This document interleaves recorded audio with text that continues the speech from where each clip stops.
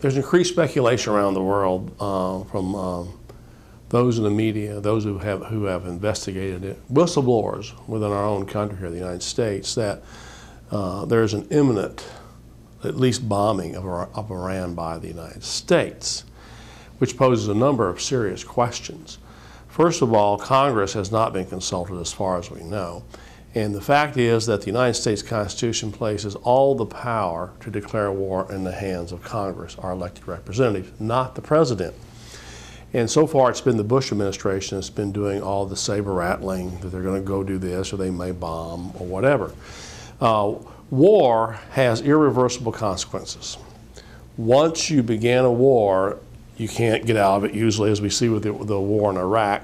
And the fact that the war in Iraq, as we now know, was not done with careful deliberation before Congress, and most of the information that led us into the war in Iraq was incorrect. Now whistleblowers within our own government that have since left the Pentagon are saying we're getting the same kind of incorrect information by Iran.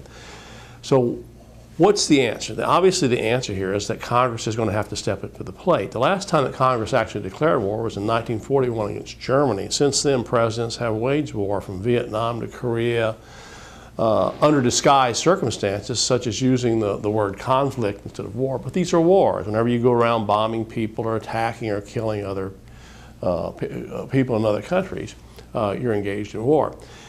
War needs to be done with deliberate action, obviously, so we can really consider what is the intelligence correct. Public and open debate. Why? Because Congress is our elected representatives. The Constitution starts with those three beautiful words, we the people.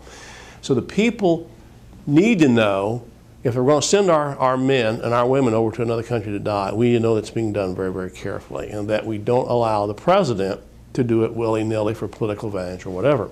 The founding fathers were really, really clear on this. In Article 1, Section 8, it says only Congress has the power to declare war.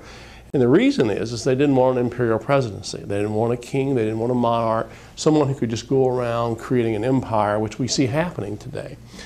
So I think we have a real decision coming up in our government. And the things that have to be done are this. A, Congress is going to have to get their moral backbone back. And they're going to have to stand up to the president. We're going to enforce the separation of powers. And the American people are going to have to get their act together.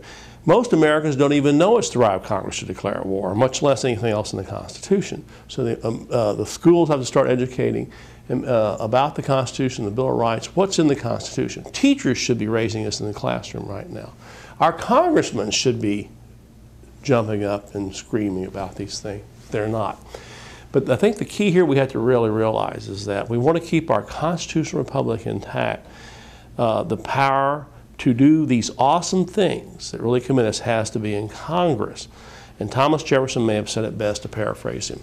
In terms of government, let me hear no more about confidence in men, but let's bind down the government with the chains of the Constitution.